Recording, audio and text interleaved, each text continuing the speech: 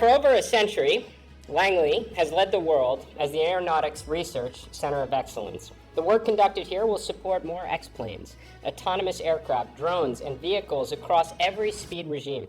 Today is a proud moment for us as NASA Langley officially opens the Flight Dynamics Research Facility. This is a machine that takes the form of a building. And to my knowledge, it's only the third one in the world that's ever been built. And now that we're cutting the ribbon, and we get to see where it's going to take us the next 50 years, it's going to be proud, and it's going to be majestic. Your work assures USA's space dominance and inspires generations of scientists, engineers, public servants, and our kids. This tunnel represents both a storied legacy and a soaring future. A tool that honors the remarkable Langley legacy and will help usher in a very exciting new future.